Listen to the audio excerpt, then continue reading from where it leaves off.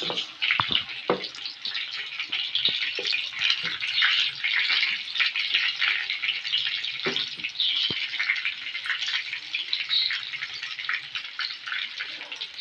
to Nestor Lakay Channel.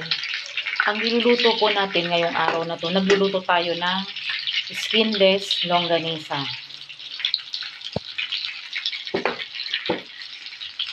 Ito lamang po ang ulam natin ngayong araw na to at magluluto rin tayo ng bihon gisado with corned beef ang sahog. Malapit na po maluto ang ating skinless longganisa.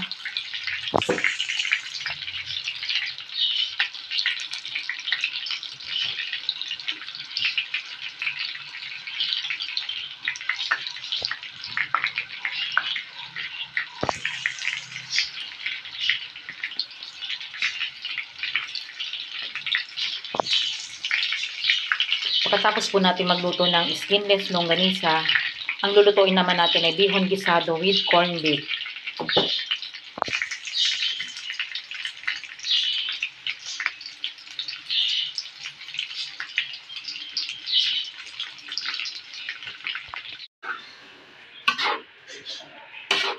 Ito po yung ating pansit bihon gisado with corned beef.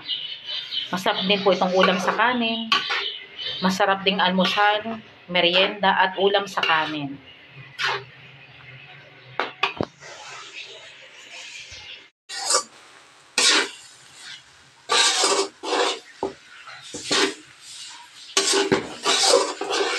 Nag-isa lamang po tayo ng bawang, sibuyas. Inihalo po natin ang isang latang corned beef. Nilagyan natin ng toyo, tubig, konting seasoning at paminta. 2 layer lamang na bihon itong ating inihalo. Pwede po itong lagyan ng gulay. Nasa sa inyo po kung anong gustong gulay ang pwede po ninyong isahog. Masarap po itong ulam sa kanin. Pwedeng almusal, pwedeng tanghalian, hapunan, o merienda. Ipapartner po ito natin sa niluto po nating skinless na longganisa. Luto na po ang ating pansit bihon gisado with corned beef. Masarap at madaling lutuin.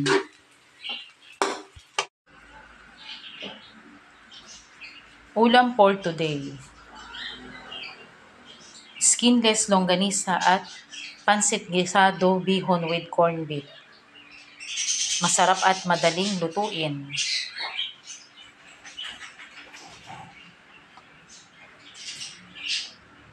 Maraming salamat po sa panonood nyo po ng aming channel, Nestor Lakay Channel. At huwag nyong kalimutan mag-like, share, and subscribe po sa aming channel. Maraming salamat po and God bless po sa ating lahat. Kain po tayo!